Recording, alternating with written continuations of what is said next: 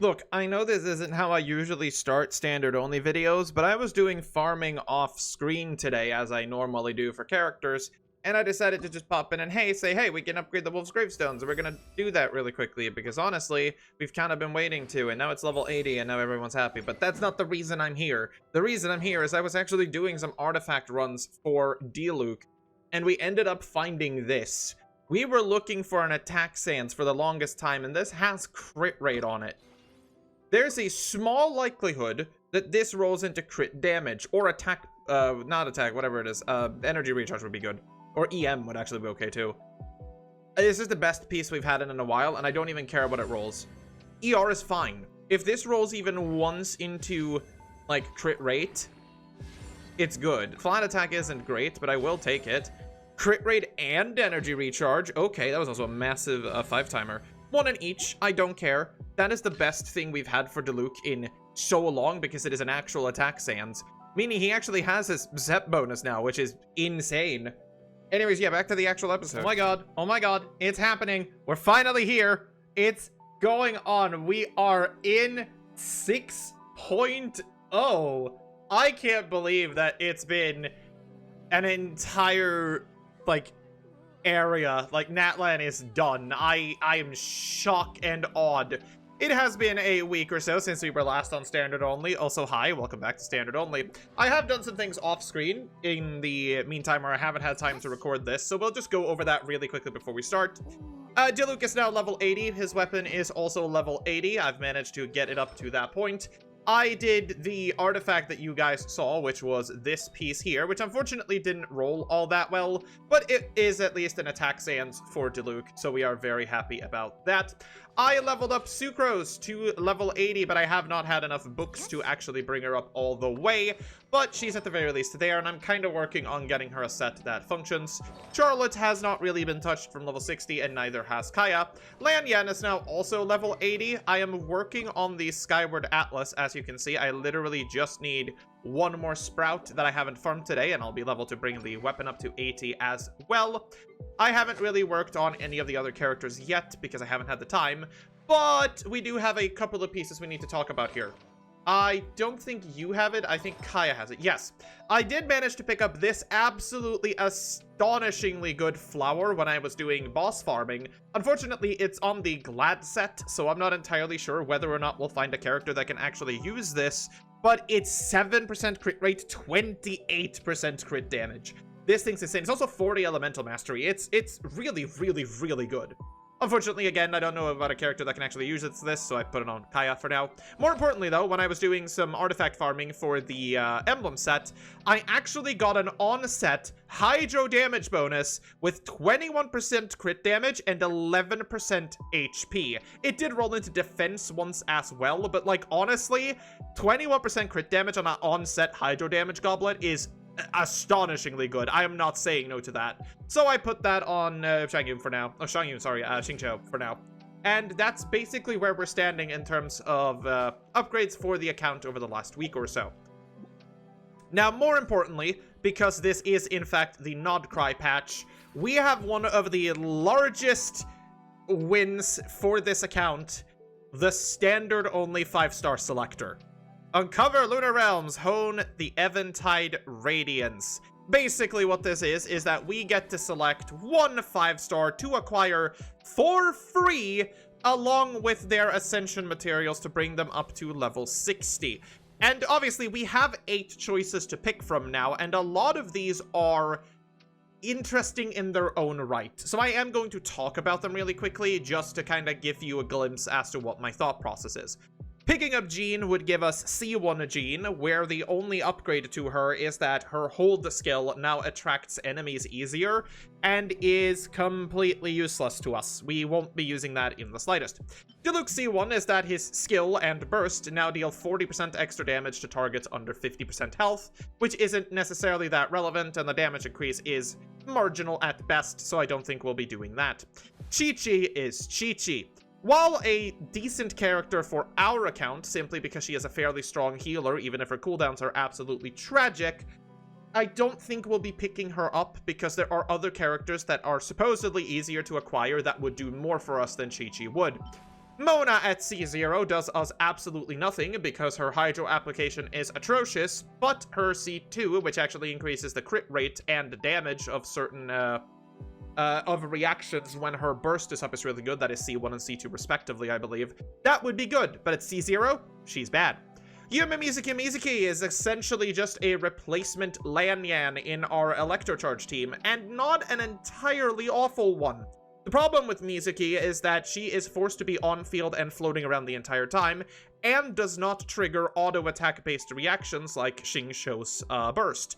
So we would have to rethink that team entirely, and I'm not really into doing that. Dea was one of the characters I was considering. One, because I absolutely love Dea and she is the coolest thing ever, but she actually has some really useful, like, defensive utility, and if we somehow manage to get her to C1, she can technically be built as a sub-DPS, burst DPS thing that kind of works. But I don't think that's applicable to our account right now, but if we do manage to pick her up later down the road, I'm not going to be mad about it. The real two contestants between this were between Keqing and Tighnari. Keqing obviously would work really well in our Electrocharge team right now, simply because she does some very good applications. She is a sword user, meaning that we have plenty of weapon choices for her that would actually be beneficial. And while not the best character in the game by a long shot, she does have some fairly decent use. I think Keqing could theoretically carry us through the Spiral Abyss if needed. And Tighnari, obviously, I did an Ascension arc on him not too long ago and proved the fact that this guy can actually dish out some damage even at C0. The positive thing about Tighnari is that his first two constellations, which is C1 and C2, are incredibly powerful. C1 basically increases his crit rate, I believe, on his Shard Shot, and C2 increases his, I think it's Shard Shot damage? I'm not entirely certain. I apologize. I think we can look if we do this, right? Yes, we can. Constellation. Crit rate on charged attack is increased by 15%, and when they are within the field, they gain 20% dendro damage. That's what it is. So it's essentially just 15% extra crit, and then 20% extra damage just for existing. It's incredibly strong. Tighnari would also make a very good candidate for actually making a Quicken team, which we can do because we have Kuki Shinobu, who is one of the best activators for that team, and then we could just fill it with anything else, really. I think it's leaning towards picking Tighnari. Keqing is good. She can also be played in Aggravate, obviously, but it's such a good thing for us. But what we're gonna do first is that during the time I've been gone, we obviously have some of the new banners. We got Llama, which I absolutely adore. Her outfit is scandalous, but I love it so much. We've got Nahida is back, both of the cool Elemental Mastery weapons, and the Sumeru Chronicle banner, which is unfortunate because we have said that because this uses pink wishes, I can't actually wish on this, but otherwise I would have tried to go for Hunter's Path. I simply selected it here to get the annoying notification off. But we do have 14 blue wishes to do today. So we're actually going to start off with a very strong 10 pull and see if we can pick up a new character for the team. We get a purple. That is very good. I'm looking forward to it. That is a sword. And a book. And, debate club. Rosaria. Okay. The Diluc team is going places.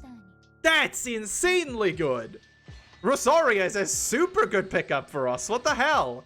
We'll skip through the rest because I don't think we're getting anything else here. No, that's good.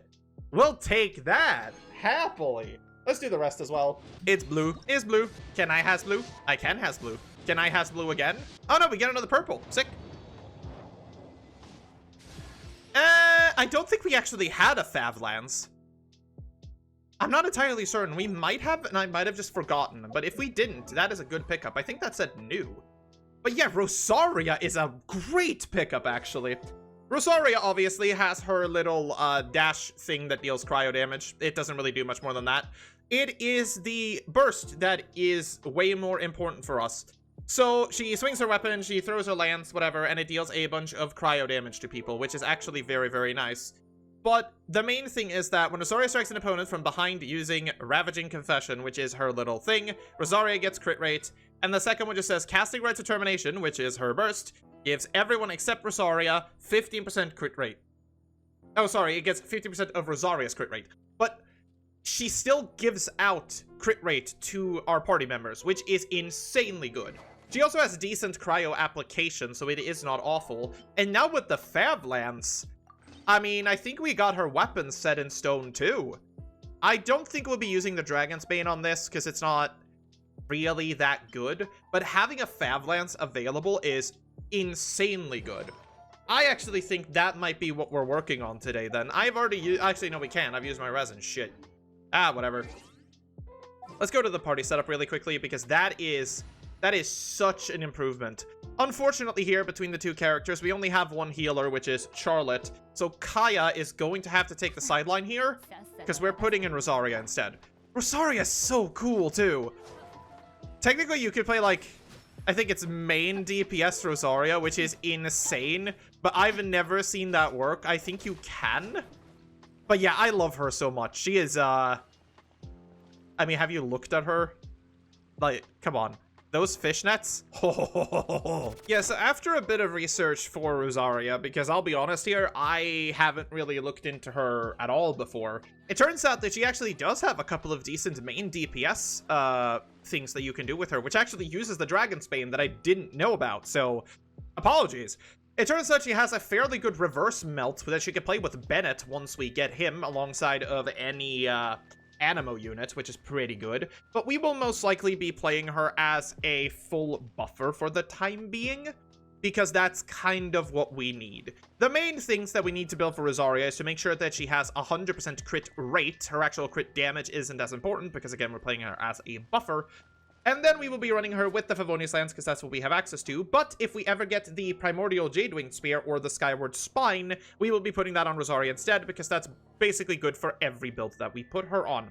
We are going to give her a Noblesse set, most likely, because we are going to be using her, again, as a sub-DPS support kind of dealio, which is just really, really nice. I'm so excited to have Rosaria. I've been wanting to build her for a long time on multiple accounts, and to have her here, where she could probably do the most use, is awesome.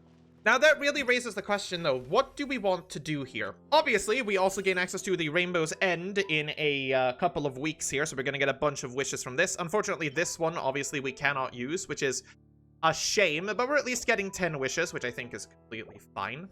We then have the new Temper Thyself and Journey Far, which gives us free Stellas for characters that we own that fit this criteria, which is also why I've been thinking of Tighnari, because theoretically what this will allow us to do is that we could pick up Tighnari and then get a C1 for free through this event, which would be really nice. We could also pick up Keqing's C1, I guess, but I don't actually know what Keqing's C1 is. What does your C... Oh, that's not Constellations. Thundering Might. Recasting Style Restoration while Lightning Stiletto's present causes you to deal... she does a little extra damage from her blink, I guess. I honestly think, with the information we have available to us, and the fact that we can try and snag Tighnari's C1 for this account, I think that's what we are going to pick.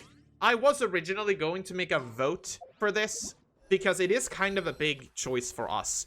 But as it stands right now, I think Tighnari has the biggest chance of us getting, like, something really good out of it. So we are going to invite Tighnari. Hi, long ears. We also get all of his ascension materials up to level 60, which is such a handy thing. The main reason also I really wanted to pick up Tighnari here is that if we check his weapons, one of the best weapons that we are going to be able to give him is the slingshot, and we already have it basically leveled up and ready to go, which is awesome. I unfortunately don't have any XP books in the slightest, but we can at least level him up to 20. We're gonna level him up. I think, yeah, honestly, what I'm gonna go and do is I'm gonna go do farm some XP books with the resin that I have stored up, because we have a lot of upgrades that need doing today, man. We got so much to do. All right, so with a couple of XP books gathered, we got a little bit we can dump in. Let's get Tighnari up to level 40. Get him ascended. And you may be wondering, why are you building yet another character? You're splitting your resources. Yes, but Tighnari is downright worth investing into, because this guy is going to be one of our strongest hitters that we're going to have access to for a while. I don't think you quite understand just how good Tighnari actually is. We're going to really quickly go into party setup, and I will show off what I mean here. The normal team we were going to play for this team was going to be Sethos, Dori, KRAI, and Yao Yao. This is going to be our little aggravate sort of team that we were looking for. We no longer have to deal with Sethos and his extremely odd building because it just kind of works out. We also no longer need to really care about Dori, which is super good because that means I don't have to build Dori. I really don't want to. Bye, Dori. Instead, we are going to put in Kuki Shinobu into this team, and now we have the core settled. Tighnari and Kuki alone can basically do everything that this team wants to do, giving us 2 open and free slots to do whatever we want with. Yao Yao is great for both Dendro application and healing, but Kuki does those 2 things way better. KRAI is actually pretty good into Tighnari, surprisingly, and I think we will keep her there as our second Dendro character until we might pick up Kirara. If we get Kirara, that's going to replace the last slot here. This means that we have 1 open slot where we can essentially put in whatever we want, and it will just kind of work. Right now, we don't really have anything I'd actively want to slot in there. I mean, Ningguang could show up, but she isn't going to do anything. We could also put in Jean just to kind of help with something. Look, I'm not entirely sure what Jean would do in this circumstance, and I'm not going to sit here and pretend like I know, so that's perfectly fine. We could also put in someone like Lanyan to swirl a little bit of extra damage, or Sucrose to help out with EM, which is actually really good if we don't want to play her in the Diluc team. Because of this, since we now have 3 possible teams we can build, we can also slot in Lanyan as a support for multiple teams, like the Diluc team if we need someone to do a bit of off-fielding. We can now run her instead. It's not that bad, considering, again, we could slot Sucrose into this team. Sucrose will only ever be able to hit Kuki Shinobu here, obviously, because it is the only swirlable element available, but that's still not awful, considering Kuki would be on an Elemental Mastery build in this team, and would kind of do a bit of swirl damage with Sucrose, I guess? I think it would work out. That would mean in this team, we could potentially swap out Sucrose for Lanyan, and it would instead look like this. And then we would most likely swap Rosaria to here, and then everyone would be happy. In this team now, we are now going way more into the offensive, but Lanyan also provides a shield. Even though the shield isn't great, she does. Then in the third team, obviously, we will still have it remain the way that it is here, but arguably, we could now also swap out this for Sucrose to have a full sort of old-school swirl team going on if we really wanted to do that. There is a lot of options now, and that is exactly what we wanted to see, but that's also why I wanted Tighnari to be leveled up a little bit, because I do believe that this team could legitimately be really, really, really good. Like, yeah, killing shields with this team absolutely sucks, but I'm gonna be real, it kind of works.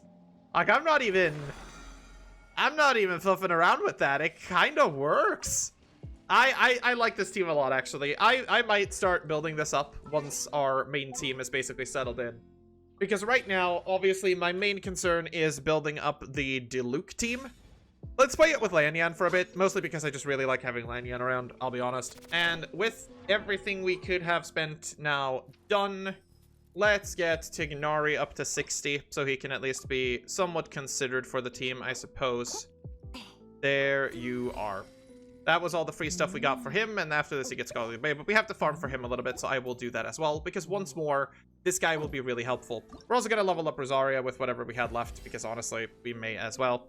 We need Valberries to level her up, which isn't all that bad. Valberries are very easy to gather, and there's like 1 million of them on the map, so I'll do that off-screen as well when appropriate. For now, though, there is some actual good rewards once again to ascend. That is not where I wanted to go. We're gonna go to the Ascension quest. We're just gonna do it. There's 2 wishes, 100 Bazinga points. I can lower the world level, thankfully, if it becomes too much for our account to do. So I think I'm okay with doing this. I just want the rewards. Rewards are tasty. I love rewards.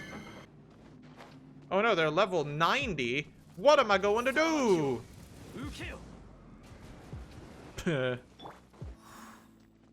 Whap. I don't necessarily like being in the corner, I'm gonna be honest. I can't swap characters because I'm stuck in the fucking corner. Jesus Christ. Why would you do that to me? Anyways, free stuff. Yay, our world level is now 2nd to max ascended.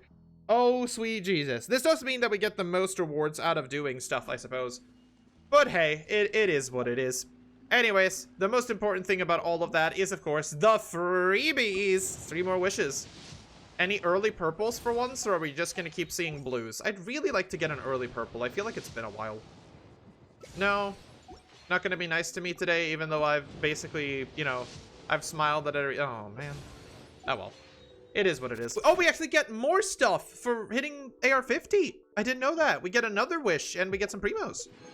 Nice. We did the Ascension quest. Next time we get one of these. Who cares? Oh, wait. Is this the, Wait. I know what this is. This is the thing where you can summon people out into the world to talk to, right? Is that what that is?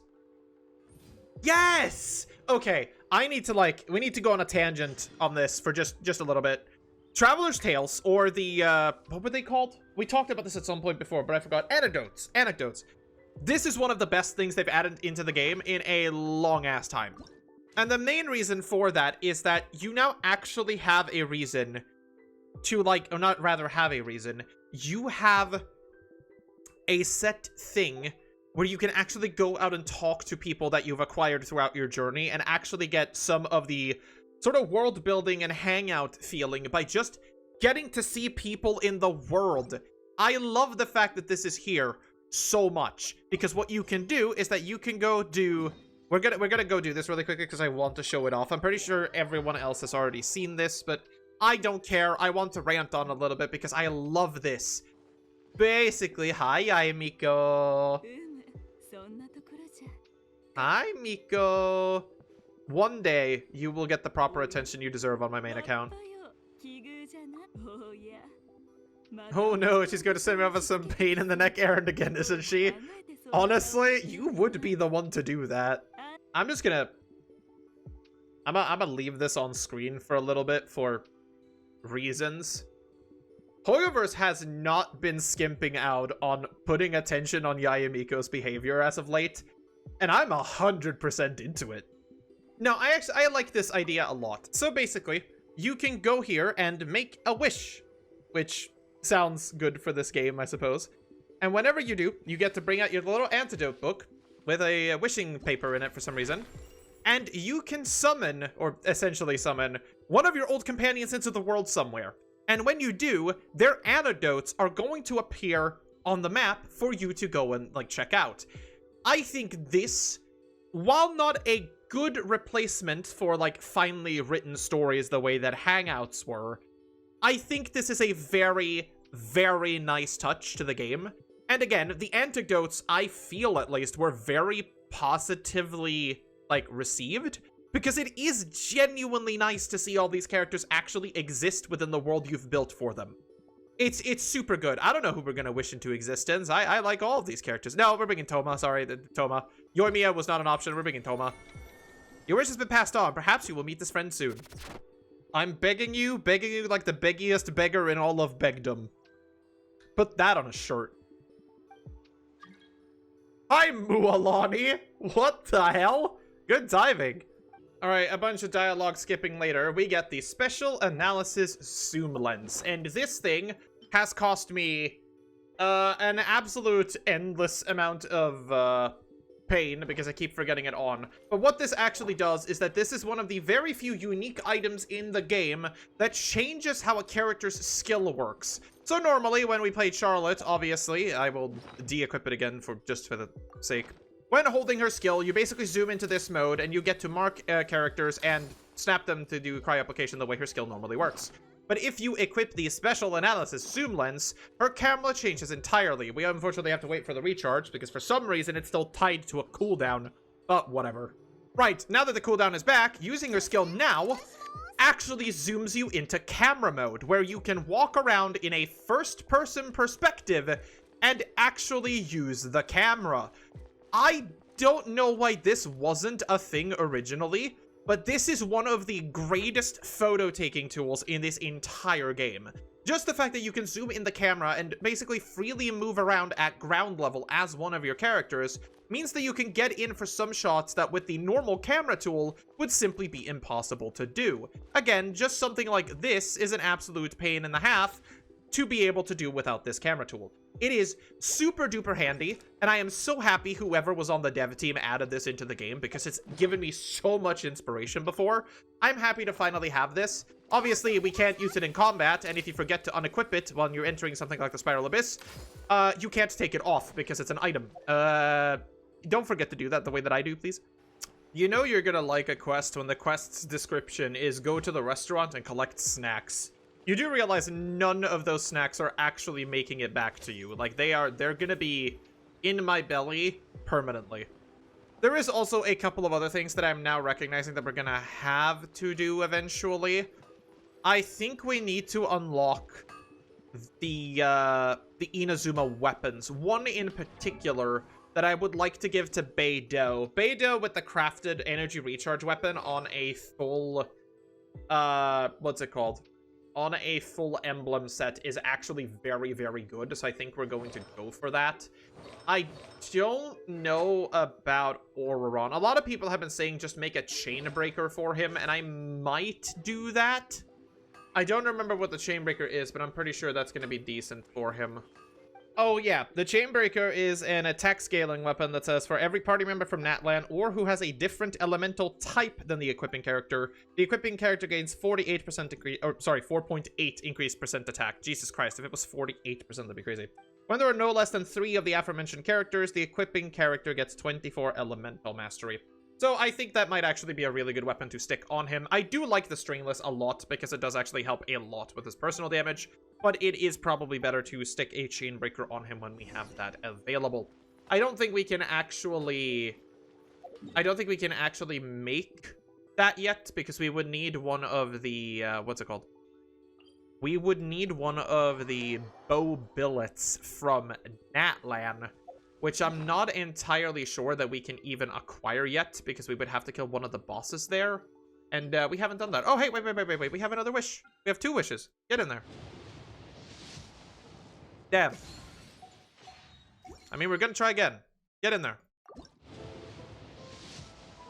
God damn it. Why do we never get early purples anymore, eh? I want some early purples. Give me more stuff. This day has been awesome. I want it to keep going. Anyway, hello, Chisato. I have delivered your letter. I forgot we got to see Cloud Retainer in this quest before she had a physical form. I kinda forgot that was a thing. I'm so used to her actually having a human form these days. It's kind of weird to see her not, honestly. Bird up! Does everyone feel sufficiently birded up at this point? Because I bird up! Wait, is that you? Beidou! A wild Beidou has been sighted. Careful now. No! Hi, Beidou. I wasn't trying to sneak a picture of you from the stands. Don't worry about it. Byron, I hope you fall off and stub your toe. That is a very flattering angle. Jeez. Bye, Beidou. This shot's also really, really pretty. Look at that. Like, that looks awesome. What the hell? There's so many places in this game that makes my brain just scream. Ah. I think this is also the only time we've had a mini quest where it's like, oh yeah, use your vision to track something. Because in this quest, like, your vision just kind of tells you where stuff is. I know we have to go out to the island over there, but I still kind of like this as like a little gameplay mechanic thing. Where it's like, yeah, your vision actually like responds to elemental things, so you don't have to use your whatever this thing is, elemental sight. Just kind of like, yeah, like just use the vibration of the actual physical vision on your player character. Diluc, obviously. I wonder if this works for characters that weren't in the game at this point. Because, like, as you can see now, the vision's clearly, like, sparkling and shit. Does that work for her? Oh, it does! That's a nice touch. They actually retroactively made this work for other characters. That's also a very pretty shot. Wait, is that Zhao? What are you doing here? Zhao, get the fuck out of here. There's some solace in that shot. I'm gonna wait for that leaf to disappear. There we go. There's some nice atmosphere in that photo, actually. Good for Zhao. Did you just call us the A-team? Da, da, da, da, da, da, da. Once again, I will give the Genshin team some credit here. The cutscenes they did, even back in the early days, are really cool.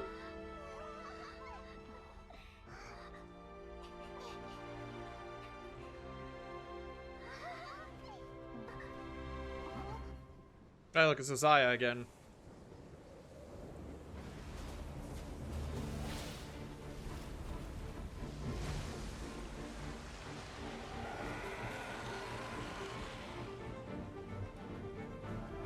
Meow. It's still kind of weird to just see a floating palace, but I like it. It's kind of cool.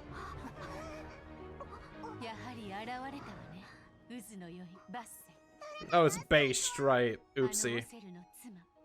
No, Rosaria was the other one. Yeah, okay.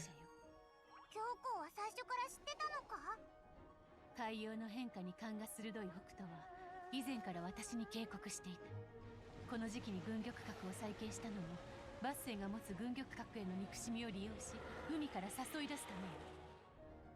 それなら仙人に力を借りに行こう。その必要はないわ。今はもはや人間が統治する時代。この訪れし危機リュウエコーの人々は自ら I love this. This looks cool as hell.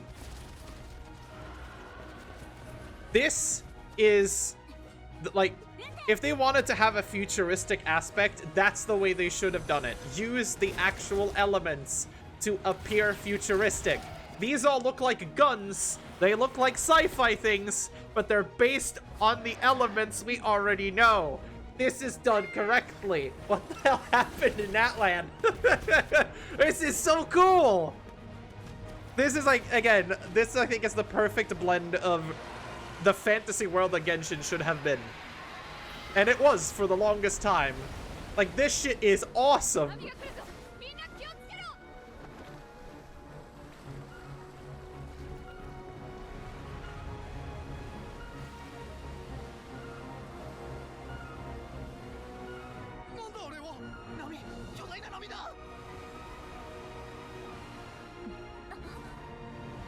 Isn't Ganyu technically an Adepti though? I thought this was the human age.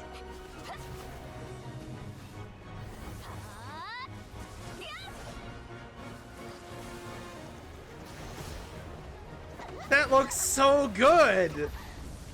Like, this animation is fucking insane! Thanks, Jenna. Nice jump.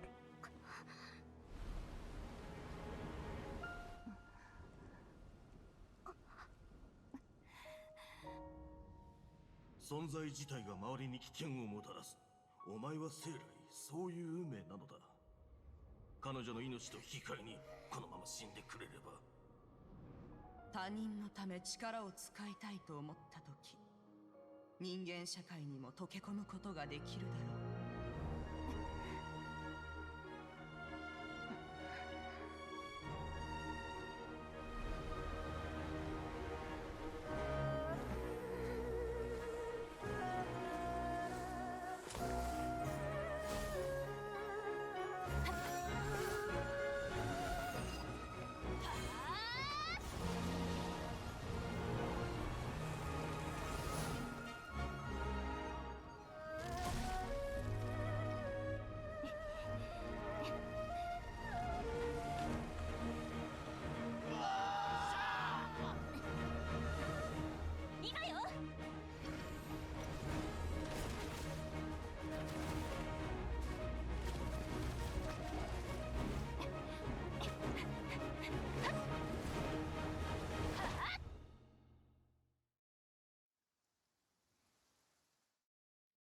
Like, holy crap. I want to, like, I know I'm talking a lot of shit here. Oh, we're in domain, so I can't even skip it. Okay, look, I know I'm talking a lot of shit here, but this was a free game. This technically still is a free game. Let's talk serious here. Like, you got to experience what was essentially a full anime cutscene in a free video game that looked that fucking cool. Like, I don't think you understand what an actual impact, haha, joke, that this game has had. Because the fact that you got to see something like that, which looked essentially AAA anime quality, just as part of the game. Chief, this is so cool. I let the entire cutscene play out in its entirety because I think it deserves to be recognized. Like, obviously, yes, there are better things out there. You can do proper anime, whatever. That thing is outstandingly awesome. I just wish one day that when this, like, the Genshin story, or whatever story we're currently experiencing of it, is said and done, like, we actually have proper resolution to it. I really hope it gets an anime adaptation, and they go all out for it. If we get to see stuff like that as just 12 episodes of nothing but fucking awesomeness, I'm so happy about it. The animators that have done work on the actual, like, cutscene animation part in Genshin Impact, they deserve way more credit than they are given. Because some of it is absolutely outstanding to look at. We're also going to talk about Based for a second here. I'm surprised Based was never made into a proper weekly boss, because this is probably one of the coolest designs of a boss we've had. Yeah, it's not exactly the most entertaining boss fight in the world, but neither is Dvalin. And I expect this thing to be on the same sort of, like, relevance as Dvalin, pretty much. Oh, I almost swapped into Shenhe. That would have killed this entire challenge dead. No, I'm always happy to see more of the cutscenes in this game, and I think it's such a shame that some people just skip them outright because they don't care. I understand that you're welcome to play this game however you want, but, like, come on! They're so cool! I don't think I could kill you over there, unfortunately. I did that way too early. I'll take the damage. I'll suffer for it. I don't know why Lanyan has, like, decided that attacking the base of this dinosaur is the correct idea, but hey, I'll let her do her thing. Whatever. No, I actually think this should be a weekly boss. I don't know why it isn't. It's weird to me. Because this has weekly boss feelings all over it. I did it.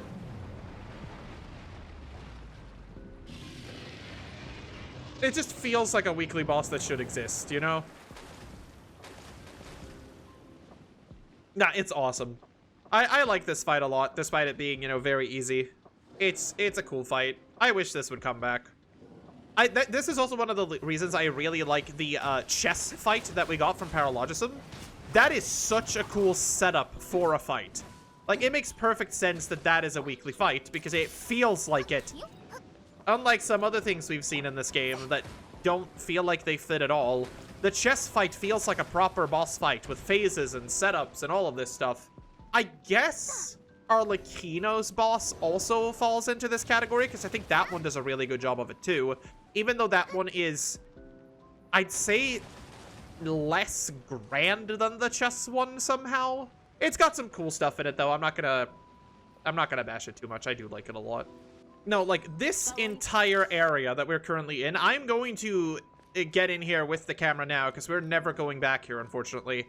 This place looks so goddamn cool. Why did we never get to go back here? Look at this.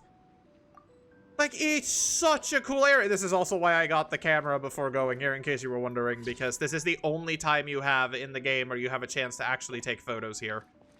This entire place is so badass. Like, just look. Okay, I don't want the stupid portal. Can I make a picture that avoids it? Yeah. Look at just that. God, I love this place so much. It's awesome. It's a shame we never get to go back here. Man, there's just so much cool stuff in this game that goes unnoticed sometimes. I think this entire plotline, at least at the very end of it, because the rest of it's just a boring fetch quest, there's something about it that always gets me, because they put so much effort into something that theoretically, at least that I'm aware of, doesn't actually play a role in anything after this. I don't remember if the Jade Chamber has a single, like, relevant plotline after this. I'm pretty sure it doesn't. But it's just so cool that you get to experience all of this from just, like, a side plot, essentially. Man, sometimes they do this stuff right. I really want this to come back. Just the way that it used to be.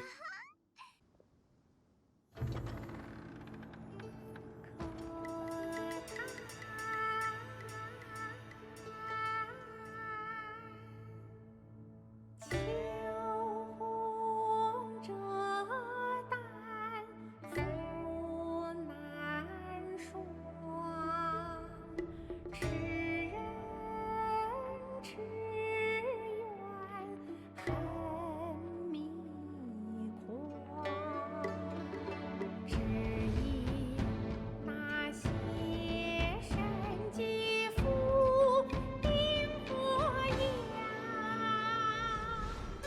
若非经过大剑，人皆命丧。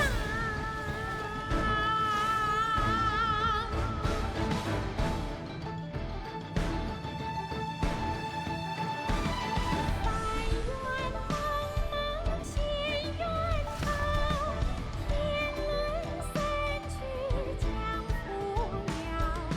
蛛丝夫君兰柯桥，须弥梦寂寥。可贵不见杏花苗，蛛丝梦结魂翻飘。荧光红尘渺渺，烟消。神女劈冠到这里本该接近尾声，但今日我再添一笔，唱与诸位听。世道为民人不识，自有知音何情此？功名烈烈见流星，只知不酬心。爱情。